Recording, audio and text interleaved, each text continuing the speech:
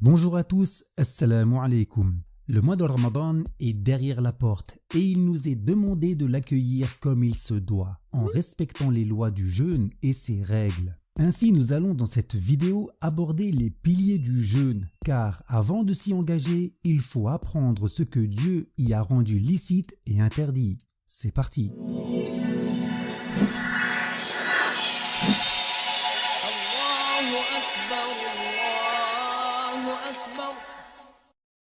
Bismillahirrahmanirrahim. Alhamdulillah wassalatu wassalamu ala rasulillah. On comprend des révélations 183 et 184 de sourate Al-Baqarah. Ô vous qui croyez, il vous est prescrit le jeûne comme il fut prescrit à ceux qui vous ont précédés, afin que vous vous prémunissiez durant des jours dénombrés. C'est-à-dire que le jeûne vous est rendu obligatoire pendant un nombre de jours limité, comme il le fut aux communautés précédentes, afin que vous craigniez Dieu en lui obéissant. Cette obligation religieuse est connue de tous, de sorte que quiconque renie son obligation en pleine connaissance de cause contredit Dieu et s'exclut lui-même de l'islam. Par contre, celui qui ne jeûne pas par paresse, sans renier son obligation, reste musulman, mais commet un grand péché méritant le châtiment de Dieu. Il devra ainsi s'en repentir et faire le rattrapage. En effet, le jeûne compte parmi les grandes obligations de l'islam, comme le rapportent les deux cheikh du messager de Dieu, alayhi salatu wassalam, qui dit en ce sens « Les structures de l'islam sont de 5, et parmi elles il cita le jeûne de Ramadan. Ainsi, chaque musulman doit jeûner s'il est pubère, sain d'esprit et qu'il en est capable. De là, le non-musulman qui veut jeûner Ramadan doit d'abord prononcer les deux témoignages avec conviction pour se convertir à l'islam. De plus, celui qui n'a pas sa raison saine, ainsi que l'enfant impubère, n'ont pas l'obligation de jeûner, même si pour ce dernier son responsable lui demandera de l'accomplir selon son âge et ses capacités. Et ceux qui n'en sont plus capables, car ils aggraveraient leur santé, comme le vieillard ou celui qui est atteint d'une maladie incurable, ils n'ont plus l'obligation de l'accomplir et devront à la place, en guise de compensation, nourrir un pauvre pour chaque jour non jeûné. Quant à la femme indisposée, même si elle n'est pas obligée de manger, elle ne peut pas jeûner en raison de sa situation et devra le rattrapage des jours manqués. Et si elle s'aperçoit de la fin de son indisposition avant l'aube, elle devra jeûner après l'aube, même si elle l'atteint sans avoir eu le temps d'accomplir sa grande ablution.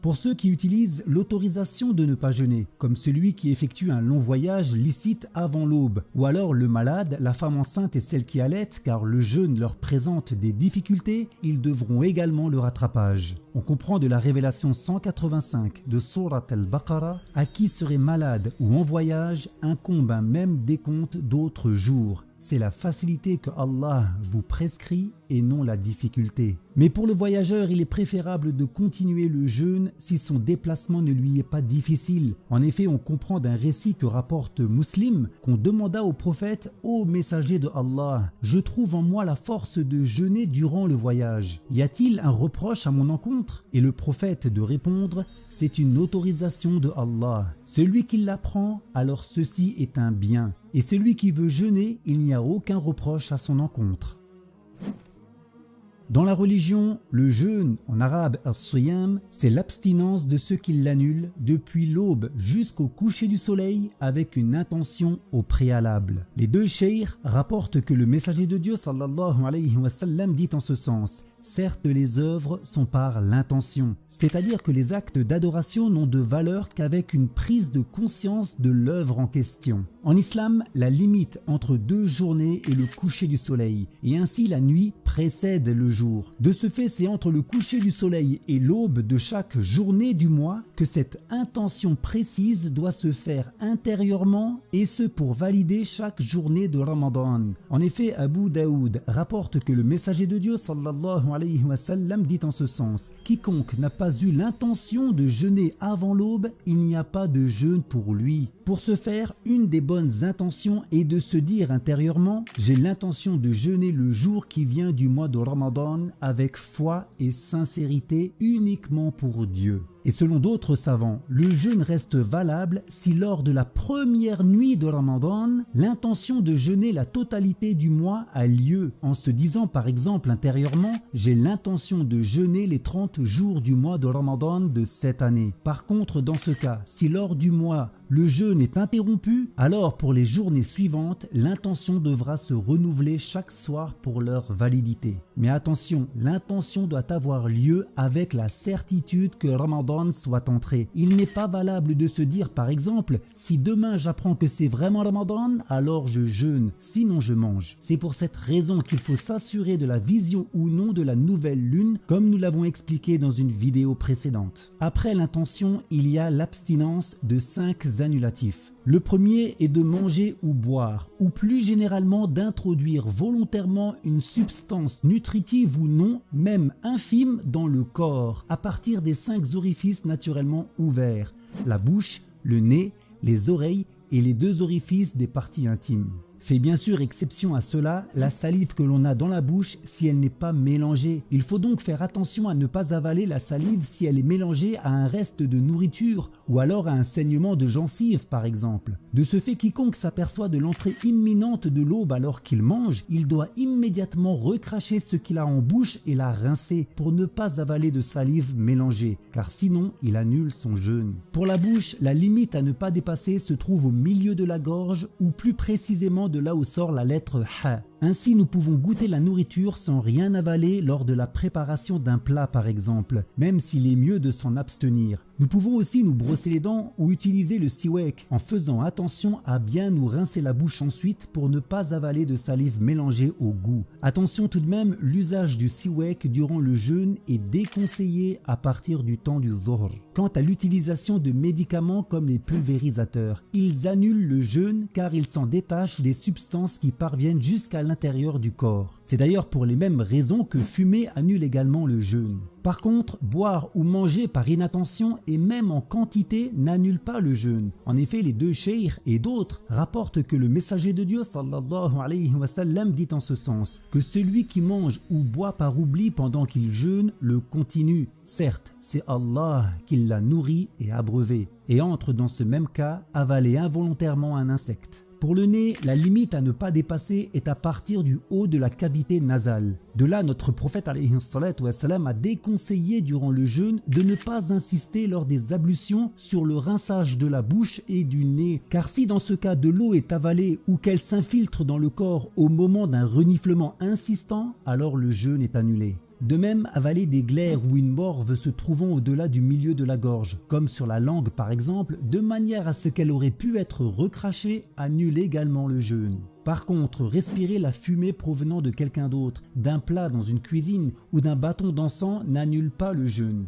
Il en est de même pour le parfum, la poussière d'un chemin ou même les criblures de farine lorsqu'on fait la cuisine, car il est trop difficile de se préserver de ces choses-là. Pour les oreilles, la limite à ne pas dépasser est à partir du conduit auditif, au-delà de la partie apparente. Ainsi, infiltrer des gouttes dans le nez ou les oreilles, tout comme y faire entrer un coton-tige par exemple, annule le jeûne. Il faut donc faire attention lors de la grande ablution à ne pas faire pénétrer l'eau dans le corps, notamment au niveau des oreilles. Pour les orifices des parties intimes, la partie à ne pas dépasser est l'orifice en lui-même. Ainsi, le rapport charnel, l'utilisation de suppositoires ou l'introduction de quoi que ce soit lors d'examens médicaux par exemple annule le jeûne. Par contre, les yeux ne comptent pas parmi les ouvertures qui annulent le jeûne. On peut donc y mettre des gouttes ou du kuhul par exemple. De même, il est permis d'étaler de l'huile ou de la crème sur la peau, tout comme c'est le cas concernant l'utilisation de la seringue ou des ventouses thérapeutiques, car les pores de la peau ne comptent pas parmi les ouvertures du corps qui annulent le jeûne.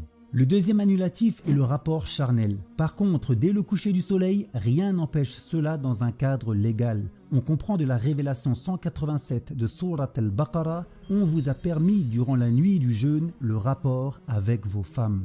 Le troisième annulatif est de provoquer l'éjaculation, quelle qu'en soit la manière. Par contre, si cela arrive involontairement, comme lors d'une sieste par exemple, le jeûne n'est pas annulé. Il en est de même pour celui à qui c'est arrivé durant la nuit, de manière provoquée ou non, puis ne s'est réveillé qu'après l'aube. Il continue son jeûne, mais devra quand même faire sa grande ablution pour ses prières. Les deux cheikh rapportent que Aïcha, l'épouse du prophète alayhi salatu wassalam, relata que lorsque le messager de Dieu était atteint par l'aube alors qu'il avait eu un rapport avec sa femme, il faisait la grande ablution et continuait le jeûne. Le quatrième annulatif est de provoquer le vomissement même si on ne ravale rien. Par contre, si on est gagné par le vomissement sans l'avoir cherché et sans rien ravaler ensuite, le jeûne n'est pas annulé. Il faudra cependant bien se purifier la bouche avec de l'eau pour ne pas avaler de salive mélangée. Al-Hakim et les 4 rapporteurs rapportent que le messager de Dieu sallallahu alayhi wa sallam dit en ce sens: quiconque est gagné par le vomissement alors qu'il jeûnait ne doit pas rattraper, mais quiconque l'a provoqué doit rattraper. Et le cinquième annulatif est l'apostasie, qui est de s'exclure de l'islam, que ce soit par une mécréance comme en assimilant Dieu à sa créature, par un blasphème comme en rabaissant Dieu, même si c'est pour blaguer, ou par une profanation comme en jetant le Coran à la poubelle. On comprend de la révélation 117 de Surat al-Baqarah: ceux d'entre vous qui apostasieront leur religion et mourront en renégats. Ceux-là, vaines seront leurs œuvres en ce bas monde et l'au-delà. Ce sont eux, les occupants du feu, où ils y demeureront éternellement. Ainsi, en plus d'avoir annulé son jeûne, le coupable d'apostasie devra revenir à l'islam en abandonnant son apostasie tout en prononçant les 2 témoignages. Mais attention, celui qui annule une journée de jeûne intentionnellement ou non doit faire le rattrapage, mais cela ne lui donne pas le droit de manger le restant de sa journée manquée. Il doit continuer à s'abstenir de ce qui annule le jeûne jusqu'au coucher du soleil. De plus, si l'annulation de son jeûne a été volontaire, il devra obligatoirement le rattrapage directement après la fête de clôture de Ramadan appelée Eid al-Fitr. Mais pour celui qui avait le droit de ne pas jeûner, il pourra rattraper avant le prochain Ramadan. Et en plus de ces 5 annulatifs que nous avons vus, il y a encore 2 choses qui annulent le jeûne. La première est de perdre la raison, même si cela n'arrive que quelques secondes durant la journée. Et la seconde est s'évanouir durant toute la journée. Mais le jeûne reste valable si pour ce dernier point, l'évanouissement ne dure qu'une partie de la journée. Concernant le sommeil, même long et profond, il n'annule pas le jeûne car il n'empêche pas le réveil en cas de besoin pressant. Mais quiconque s'endort durant toute la journée a perdu beaucoup de récompenses. Par contre, la parole, 5 choses annulent le jeûne: le regard interdit, le mensonge, la médisance, le colportage de propos pour semer la discorde et le baiser. Elle n'a aucun fondement et a été mensongèrement attribuée au prophète. Par contre, certaines de ces choses annulent effectivement la récompense du jeûne, comme la médisance ou le colportage, qui sont des grands péchés. La médisance est de critiquer un musulman derrière son dos par des vérités qu'il n'aime pas qu'on cite. Et le colportage, c'est rapporter des propos entre 2 musulmans ou 2 groupes de musulmans dans le but de semer la zizanie entre eux. Quant au mensonge, tout en étant interdit, il n'annule pas le jeûne non plus, mais en réduit la récompense. Ainsi, nous devons faire la différence entre une adoration invalide et une adoration non acceptée. Celle qui est invalide est nulle et non accomplie, alors que celle qui n'est pas acceptée reste valable, mais elle n'est pas agréée de Dieu, c'est-à-dire qu'elle n'amène pas les récompenses divines. Et enfin, il est demandé aux musulmans de vouloir le bien pour lui et pour les autres. Ainsi, tout comme il s'abstient des péchés pour ne pas désobéir à Dieu, il n'aide pas les autres à en commettre, comme de donner à manger en pleine journée lors de Ramadan à quelqu'un qui normalement devrait jeûner. On comprend de la révélation 2 de Surat al-Ma'idah: soutenez-vous dans le bien et la préservation, et ne vous soutenez pas dans l'iniquité et la transgression. Craignez Allah, certes Allah est dur en punition. بارك الله فيكم والله أعلم وأحكم.